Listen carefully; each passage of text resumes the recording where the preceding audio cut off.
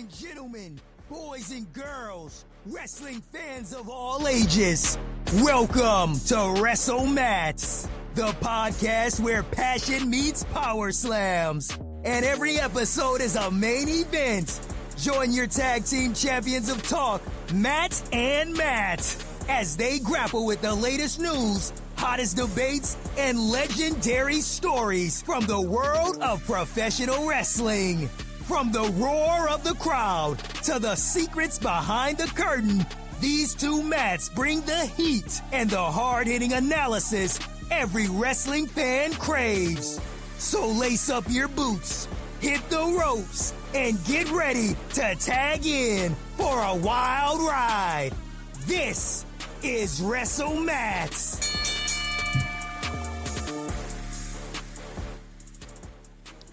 What's up? What's good? Matt Kelly, Matty Riser, back with you with another Wrestle Mats, the show on a fine Tuesday evening. Matty Riser, what's up, buddy? Good to see your handsome face. Woo! Glad to be here, man. It's we're in the thick of things. I always say it. Wrestling's kind of coming and going. We're seeing some devastating news. Some guys are gonna have to step up. Some girls are gonna have to step up. But excited to talk a little wrestling. Yeah, interesting. Let's get your thoughts from just from Monday Night Raw last night, just from the top of we finally got the announcement from Naomi. Congrats to her and Big Jim. They are having another little oos is on the way. The bloodline is continuing, so big congrats to them. But obviously that leaves a big void at the top of the women's side of the card. And ironically, Maddie, it's so weird how this plays out sometimes in WWE, but they were in Philly, which is where Rhea Ripley got hurt when she was basically at the top of the card the last time they were there. That's when Liv threw her into the wall. So it's like Philly's got some weird aura going on where we're losing people, one for not so good reasons, one for obviously very good, bittersweet reasons. But yeah, man, what do you think about what this does to the top of the women's division? Dude, it seems like it's hard to find really good heels on the women's side right now. So I think Naomi's going to be devastating from that aspect because we don't really know what we have in Tiffy. Is she a tweener? Becky gets cheered, she gets booed. I think she's doing a hell of a job.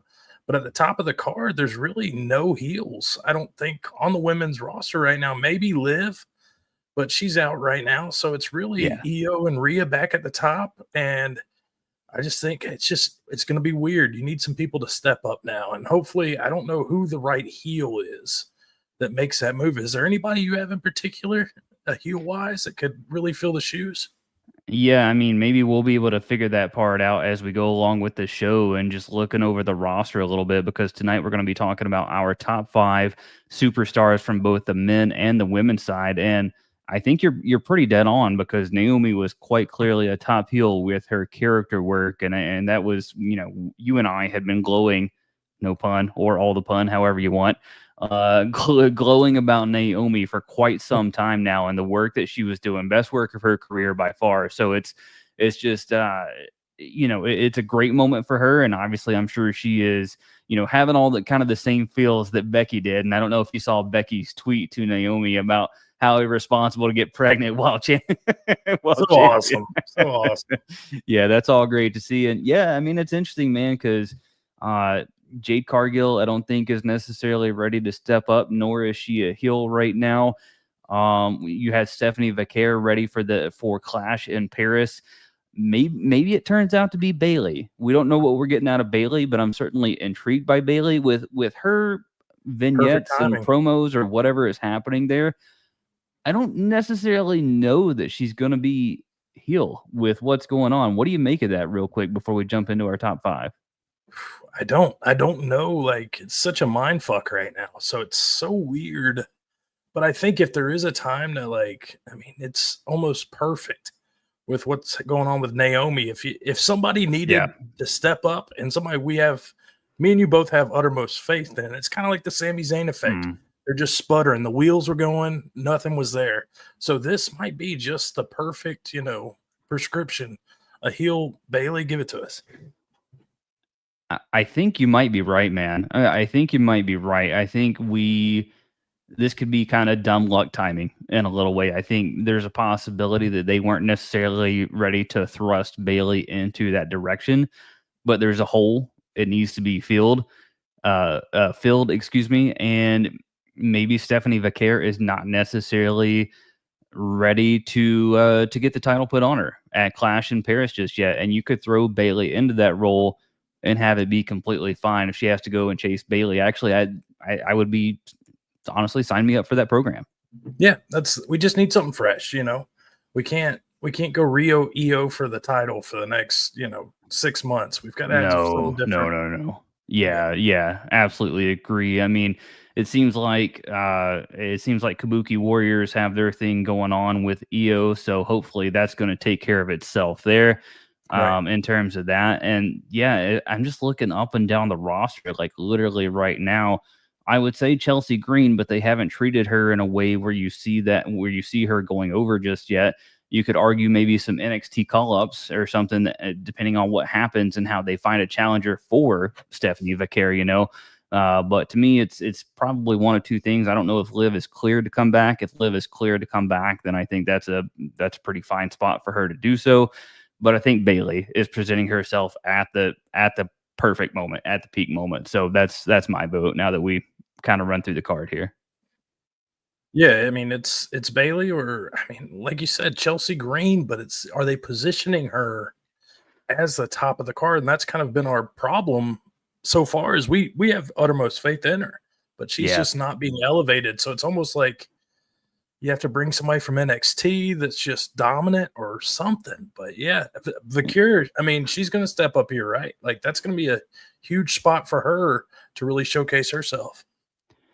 Yeah, I'm just wondering if it means the same for her to win it versus somebody that's going to come out of a field of opponents, maybe now that it's not Naomi. You know what I mean? I think it would have just been a bigger moment had it necessarily. I don't even know that she should have beaten Naomi technically, but now it is just, it's weird when you get a champion that's born out of kind of these different circumstances. Let me give you one more dark horse, Maddie, that may, we're seeing some brands switch up as Sami Zayn is now on SmackDown, and then we have LA Knight coming over to Raw. So that switch was made official this past week. What about Nia Jax? Yeah, it's good. Like I think she's a perfect like temporary fill-in. I just don't know, like it's like almost going back to the whale. Do it for you. Yeah, it's back to the whale. It's like yeah. Okay. It would be almost like putting the title on Liv right now, or Rhea. Like there's nothing. I think we need something fresh. New champs. That's what we need. Yeah, and new stories. And I think that's what that would be, Even if it is Bailey, she would be refreshed enough, you know what I mean, with whatever change that we got going, that it would feel different than when she was going after Becky and Lyra. Right. Something. Okay. All right. Well, time will tell. Hopefully we'll find out by the time we arrive at Clash in Paris. But tonight we figured, since we do have a little bit of time in between our next PLE, which is Clash in Paris, which we'll see how that card builds out and fills out to see if we're going to do any sort of a prediction show, or if that's something that we can run through a little bit more quickly on socials. We'll just see what the kind of the final build looks like going more towards the show. But right now, Maddie, we're going to give our top 5 men's and women's WWE superstars. So to be very clear, if we would have spanned this all across professional wrestling, probably could have had a couple of different names thrown in there. But as we are primarily a WWE-centric show, so we are going to stick to our guns there for this show. But feel free, if you got disagreements or other folks from other promotions, drop those in the comments. Let us know. We are live every single Tuesday night. Facebook, YouTube, and X at WrestleMats is where you can find us. So Maddie, you want to start off with your where do you want to start? You want to start men's or you want to start women's? Yeah, let's switch back to men and come back to finish the show off with women, because we have a lot more, I wouldn't say intrigue, but just a little bit more parity, right? Yeah, a little bit more to talk about, I think. Let's go to men though, see what we got. All right. So again, if you're watching along live with us, you'll be able to see our ranks. And I think mine, you and I both have the same top 2. We're in lockstep there with Seth Rollins and Cody Rhodes. And then we both have Gunther, ironically enough, right there at 5, even though he's going to be out for a little bit. But our 3 and our 4 is where we differ. And I tell you, Maddie, I was struggling back and forth with Breaker, with Punk, who you have at 3 and 4. I have Drew McIntyre and Dominic Mysterio at 3 and 4. Throwing in the honorable mention here, I got the New Day. You got Jacob Fatu and Dom Dom as well. So, what made you go with your 5? So I was thinking to myself, who are wrestlers that not only I enjoy watching, but I think just make such an impact on a weekly show or like on TV? Who am I going to be missing the most if they're I not like on that TV? bar. I like that bar. So that's where kind of Drew McIntyre was one that barely didn't make the list. Okay. Because I like his direction, but it's kind of, I would almost say, I don't want to compare him to Nia Jax, but we need something different. Like, he needs to be pushed like a beast. Something needs to change.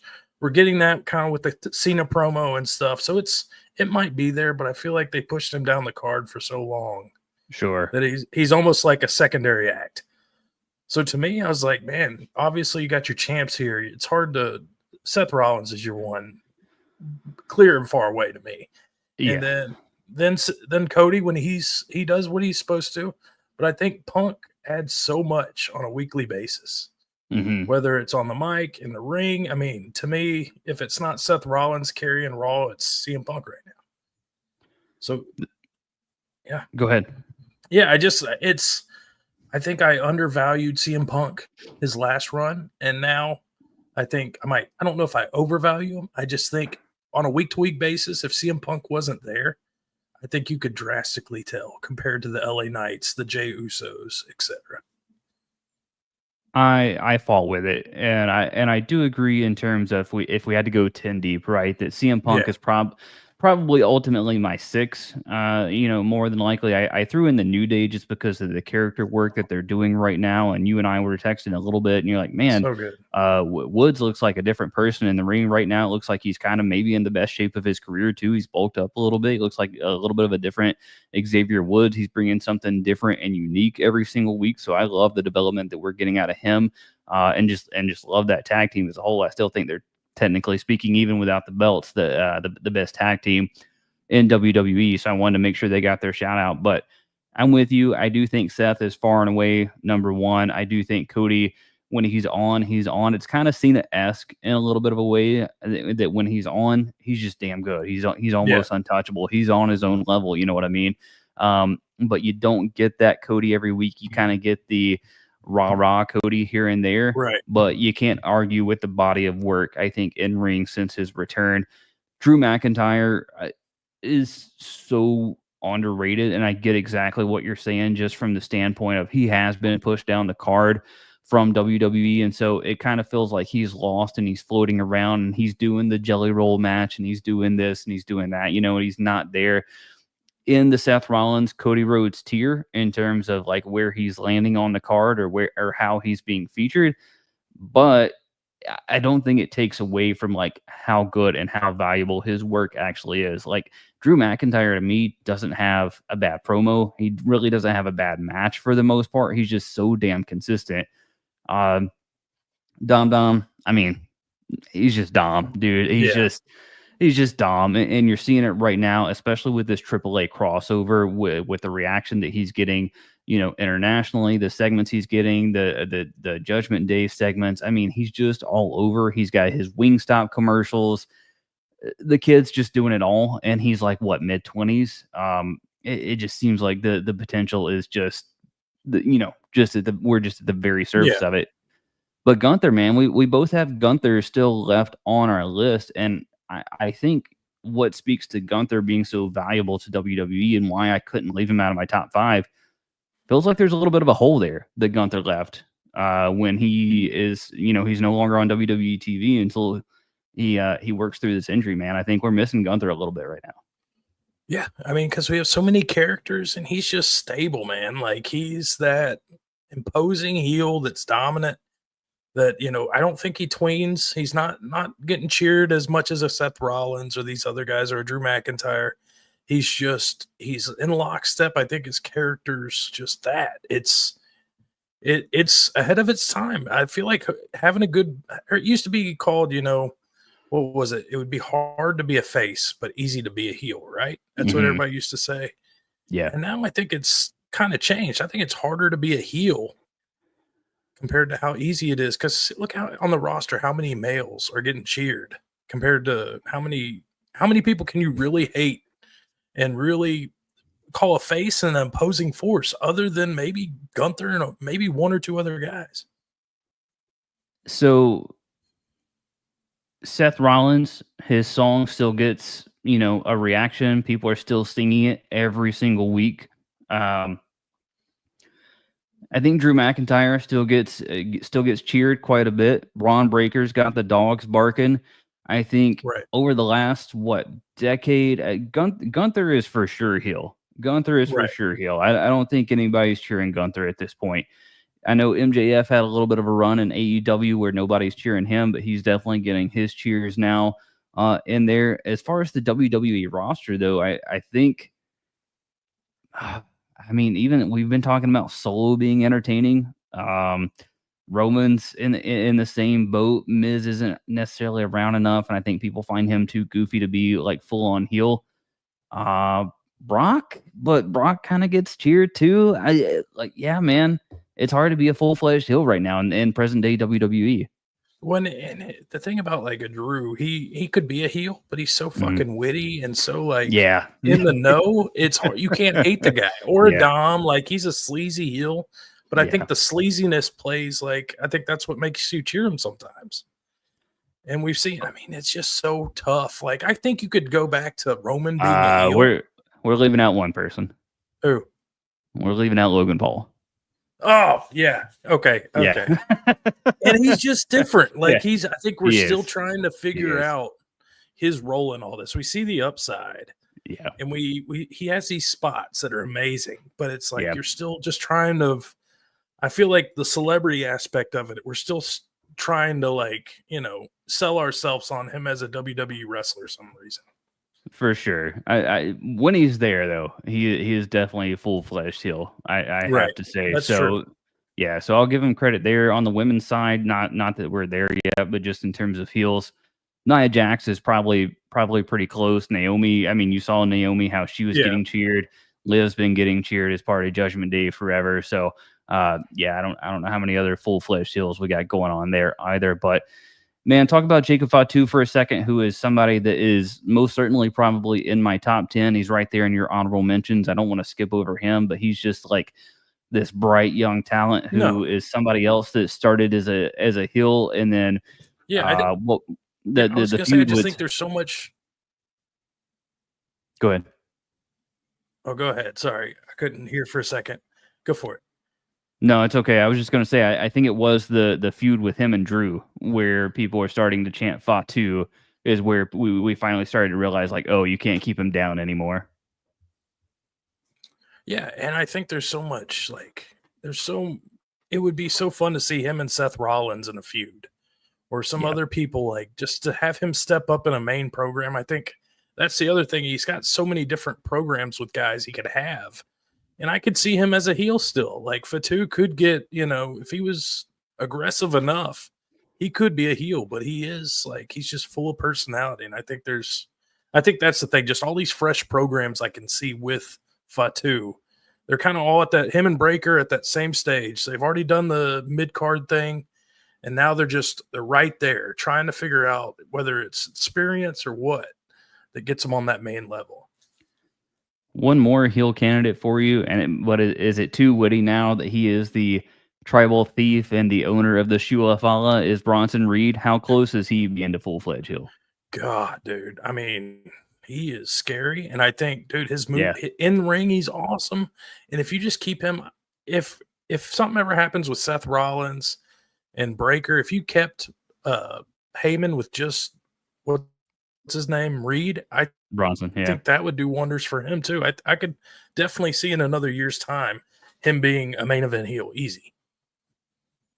I think he's got it for sure. And I think he did a great job actually in that video package where he was selling the feud between him and Roman. And Roman hasn't necessarily been on the mic to challenge Bronson Reed. He'll come out there and make the save or do whatever and break up the main event, which is apparently his whole thing right now. But yeah, man, I think Bronson is doing kind of the grunt work of that feud, quite honestly. And so I can absolutely see him being a top heel within the next year. And let's talk about the big dog. Let's talk about Roman Reigns. Let's talk about the OTC. Neither of us have Roman on our top 5. Where is he at for you? If you had to ballpark, is he top 10 for you at least? It's about like, what do I want to watch? I Yeah. think that's kind of Yeah. where I'm going on with a lot of this list, because we are watching it week to week. Sure. So do I want to see Roman Reigns every week at the end of the show save the main event and I think in that place, I don't want it. If he's head of the bloodline and he's doing that whole spill, or he's feuding with Seth or Punk or somebody, but it just doesn't. I got more out of the LA Knight CM Punk table spot this Sure. week than I got out of Roman Reigns returning to Spear Breaker. Like, it's just not there. Or not Spear Breaker, but whatever he did. Yeah, I'm pretty sure he did. It's just not there yet, man. I think if we have this conversation 6 months ago, right, then Roman's probably definitely in the top 10, probably maybe even the top 5. But it's back to what you're saying, just in terms of like, what do you want to watch week to week? What are you entertained by? I think everybody's definition of like what's the best, or who's your favorite, or who you see in your top 5, your Mount Rushmore, whatever you want to call it, can be so many different ways that it can be interpreted in so many different directions, because for some people it's just like, in-ring work. For some people it encompasses the mic skills and the entrance. And I think you and I are trying to take as much of a holistic approach to this as we can here. Well, that's the name of this episode. Top 5 men's and women's wrestlers right now. Right now. What we're seeing on a week-to-week basis. Not the people that are part-timers. Are we seeing Cena every week? No. Are we seeing Brock every week? We're not seeing these people. Gunther, when he was here every week, he's making an impact. Whether he's attacking legends, whether he's running down, a has-been, whatever he did, it stuck and it was good. So for captivating TV, these are the guys that we're watching week in and week in carry the load. Who is somebody that you can see within, let's just call it by the end of the year, right? We're in August. We're fast approaching the end of 2025 somehow. Who's somebody you can see breaking into your top 5 on the men's side? So honorable mention, obviously, Fatu, Dom.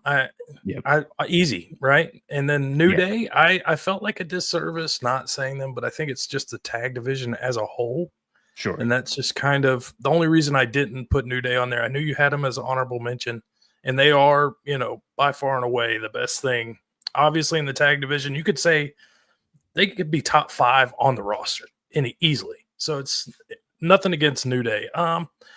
That's tough, man. It was hard for me not to put Jey Uso here. But I also know he's already had his run. LA Knight, I'm a big fan of. We know both those guys are kind of on the cusp. We're just they're kind of teetering. So it's tough for me to I'm trying to pick somebody that's going to be on Rollins or Cody Rhodes' level. And that's tough to do.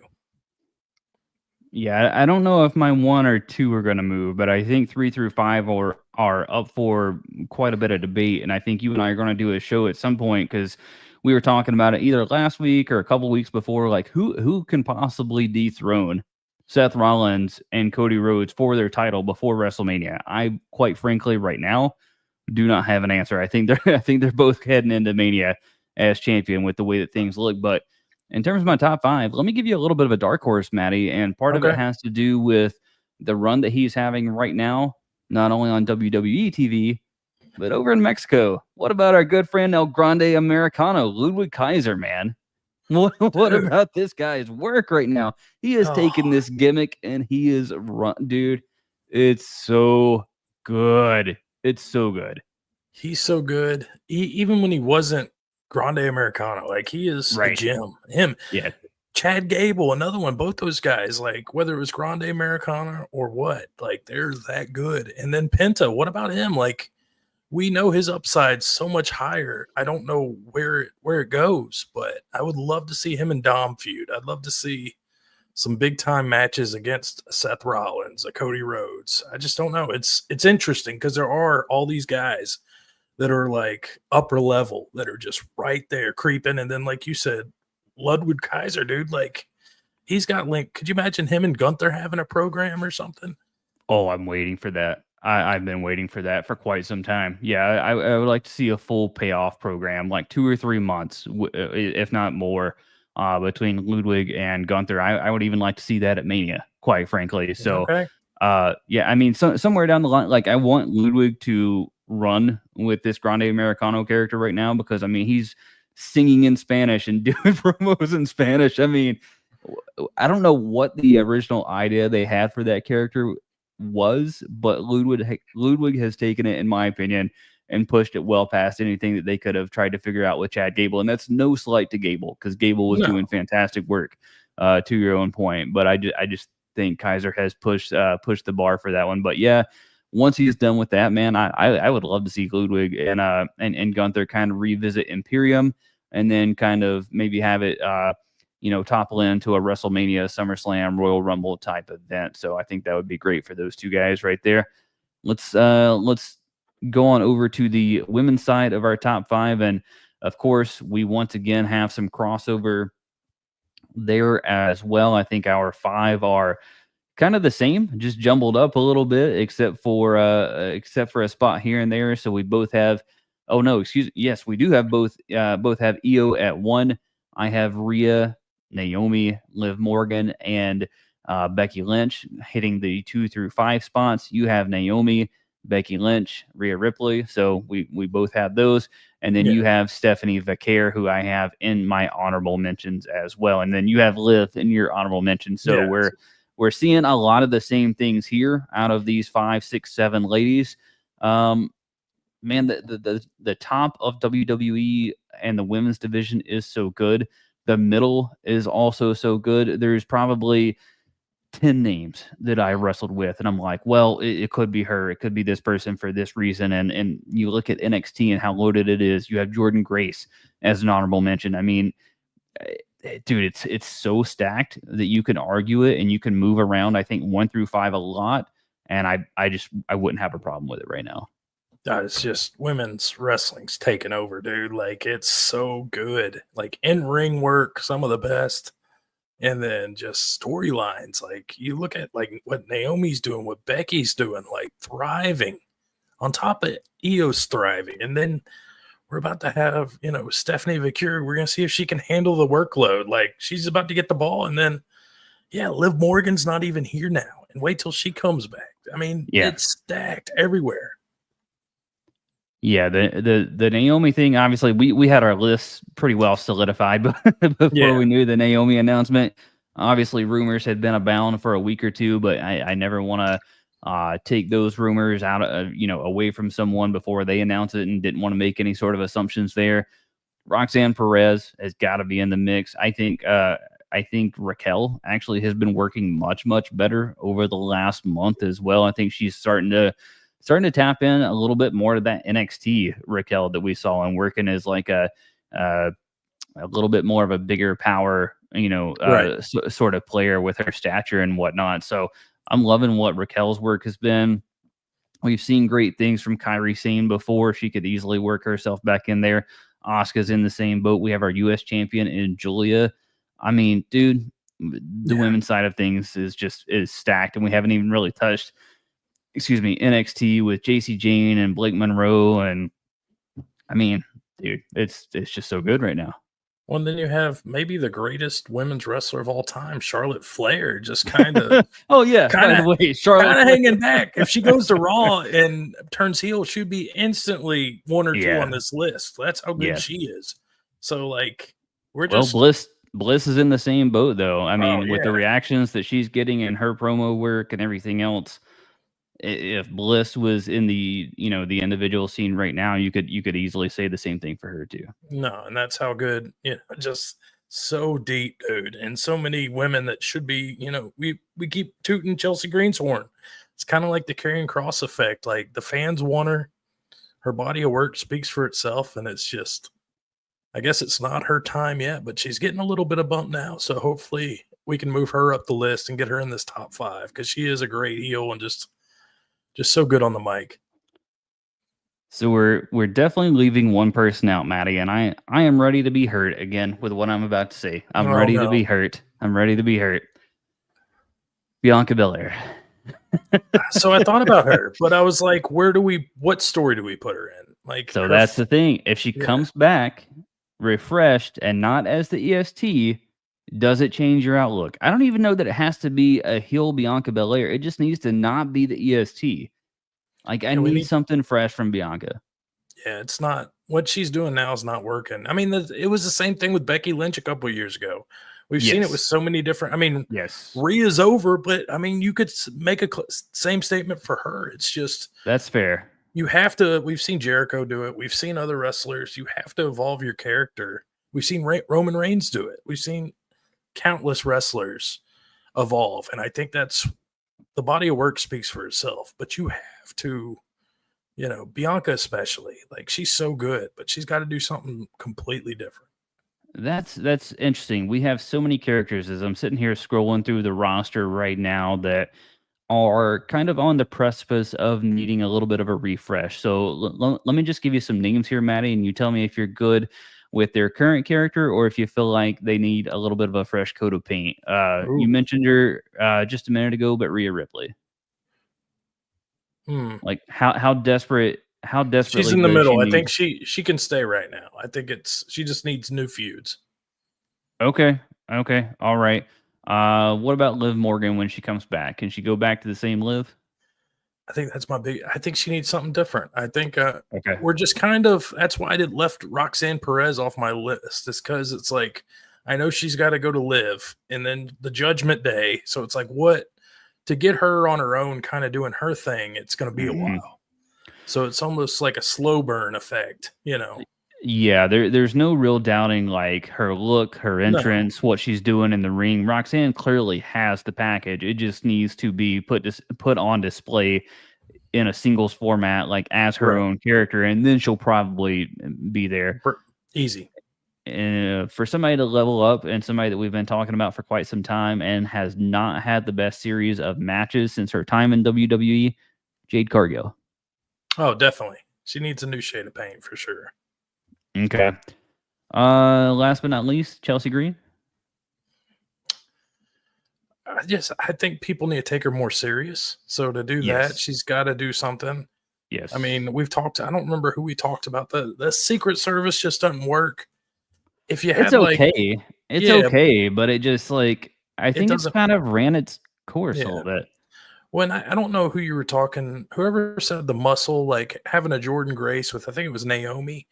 If you did that with Chelsea Green and just had somebody. Right. Is that part of it that the Alba Fire and Piper Niven aren't quite credible as like her muscle? No. Okay. No, you don't need it's ran its course. Yeah, and we're getting something different. It's funny, Bailey, but it's right. Yeah. So with us talking about Bailey already, we know we're getting something different with her. So I'll leave her out of that conversation and wait to see what we get, and hopefully it is. I think it has to be something different with whatever they're teasing there. But I'll ask you the same thing that I asked with the men, Maddie. Who do you feel like could jump into your top 5 by the end of the year? I think long term, we know Roxanne's got it, right? We know Stephanie Vicure's got it. That's why she's at 5. And I think this whole thing with Naomi's expedited that process. So we're going to see a lot more of her on display. You've seen my honorable mention with Jordan Grace, Blake Monroe. There's so many girls on the NXT roster. Sol Ruka, all of them. Like they could be on the roster in immediate impact. But yeah, Chelsea Green's huge. Like I think she is as close as you can get to like she should be leveled up by now. I don't see why with her, like she carries SmackDown sometimes. So to me, yeah, I mean, it's just tough, dude. Like we talk about Charlotte Flair, my God, like I love the program she is. But as a heel, she is just so fucking good. I think I'm split between two of the shorties and Roxanne Perez and Jordan Grace.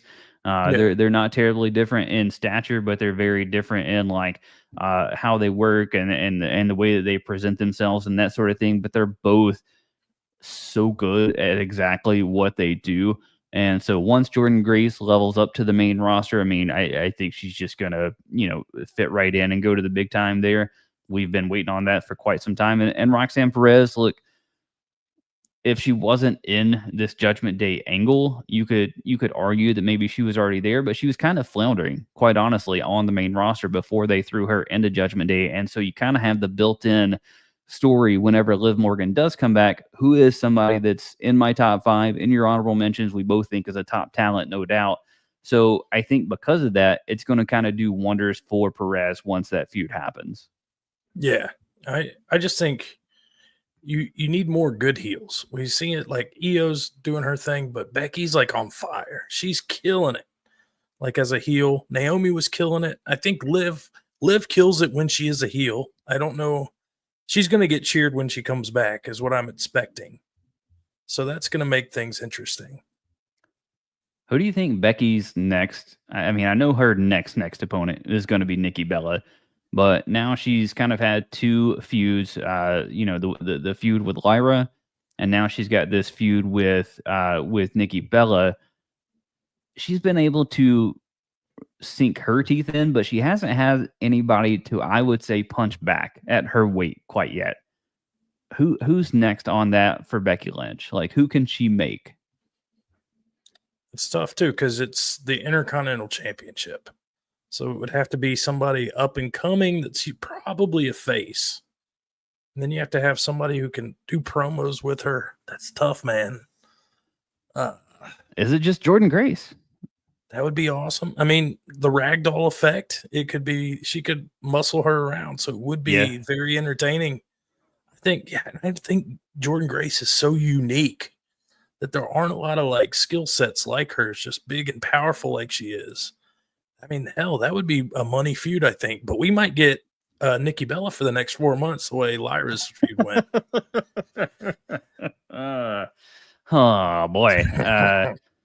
Yeah, it's so interesting because Becky has done such good work with the title, but she's only really had a couple of feuds. I mean, she had what she had at Evolution with Bayley and Lyra. That's gone by the wayside. As you pointed out, it's going to be Nikki for probably at least 1 go, right? Probably 2 with the way that they're booking Becky. And then we're going to have to wait to maybe Survivor Series to really get our answer. So while we're talking women, what are some fresh feuds you think we need? Like, obviously from the main event, we got Vicure. We don't know who she's going to fight. Yeah. So what's the answer there? We got Io and the Kabuki Warriors and all that. That's, but then we got Rhea here. Fine. So is it just going to be Rhea and Io versus the Kabuki Warriors? Which, and then I didn't think about that. Probably now that you say it, but I don't like it. So just being honest, it's the that's why we got football during the fall, right? Jesus. Yeah, I mean, I guess but they're not going for titles. And do you want to see Io and Rhea as like a super team to take on Flair and Bliss at some point? I don't know. Is that enough to freshen it up for you? I mean, that's kind of what we were bitching about with the tag division, is not having, enough teams, any depth. Yeah. And now we're getting it and we're bitching about it. So, it's weird. Yes and no, because it just feels like you've got 2 top stars in Io and Rhea, with Rhea needing maybe a little bit of a character shift, and they're not going to take that on apparently. And so it does just feel like they're just trying to find something for him to do. You know what I mean? I don't feel like it's coming together necessarily organically, if you will. So is what it is. Maybe it does take some NXT call-ups though, because there's some folks on the main roster. Let's talk about. We were just talking about Becky, her match with Natalya last night on Raw. Didn't do anything for Natalya. Don't think it did a whole lot for Becky. They could have let Natalya. So WWE is still in this weird spot where they have Natty going and doing the Bloodsport thing as Natty, not Natalya. She separated those as 2 completely different characters. They're going back and forth on social media like that Becky wants Natty. She comes back with Natalya. Would it not have done more for both of them if she would have came back as Natty last night? How dumb was that? Like, why have they not transitioned her character. No Like, idea. there is nothing appealing or nothing that you can take less serious than what her character is now. We're bitching about Yeah. how characters need to evolve. We need Right. a new shade of paint, and we finally get it with Natty, and now they keep it Which from has us been for some reason. forever, by the way. Yeah. It's been forever with Natty. Yeah, no, I like what she's doing with Bloodsport. I like what she's got going on over there. I like the edgier character. Think it would have done a whole lot for that match last night. Instead, we got kind of ho-hum and nobody was really invested in that match. But yeah, I think that's what it's going to take for either men or women to break back into our top 5 is we're going to need somebody to evolve, up their game a little bit, and give us something different presentation-wise. Yeah, most definitely. And I think what I've noticed from these lists is just we need fresh feuds, man. Like the Yeah. feuds we're getting right now are kind of stale or just They not are. really, they're not clicking like they do during WrestleMania season. So maybe they're just holding back because of the time of year. But I mean, if these, it's just tough, man. A month from now, it doesn't feel like it's going to be a lot different, like TV wise. Maybe it's just a weird part of the WWE calendar, and maybe we're figuring out now that we have this show that not every part of the season is WrestleMania season. I mean, you and I were talking about how excited we are for football season. I'm sure by the time we get to week 8 and some Thursday night god awful, Browns versus Saints, that we're going to be like, oh, not every part of the NFL season is glorious either. And I think maybe that's just kind of the lull that we're in with WWE. So I think the talent is there on both sides for somebody to step up and jump into the top 5. It's just a matter of when and where and what they're going to do with their characters. So anything you got, Maddie, before we get on out of here tonight? Yeah, just looking at the roster. We're looking at the women right now. Maybe not now, maybe not 3 months from now, but there are going to be a lot of returns, a lot of call-ups that are going to really inject some new life into us, whether it's Naomi coming back, Liv coming back, Jordan Grace appearing, so many different characters, or, the Bailey. We got 5, 6, 7 women, Bianca, that are going to come back and just kind of rejuvenate us. And then are we ever going to get this WWE draft? I think that's kind of where we're at. It's kind of overdue at this point that we need to kind of switch up what we're watching on a week-to-week basis. That's a great point, because we are sitting here struggling to kind of find new feuds. You got people that are kind of off TV right now. You need that shakeup, and we're needing just kind of all these fresh faces in different places. And you've already got who was it? LA Knight that we said, or LA Knight and Sami Zayn, right? They switched brands. All right, man. What's the holdup? Give us a draft. Give us a shakeup. Everybody loves that episode. Everybody loves to see who's going where and doing this and doing that. Why are we doing the one-offs? That doesn't, like, why? Also, why can we not get a la the NFL? Tell me if you think this would help, Maddie. What if they opened up a trade period, like 2 times a year, and you said the general managers could work out a trade, and you were waiting throughout the night to see who got traded to what brand? So much better. Or like the contract signing, like, you do it in the main event. Somebody's coming back. Bianca Belair. Who is she going to sign with? Raw or SmackDown? Right.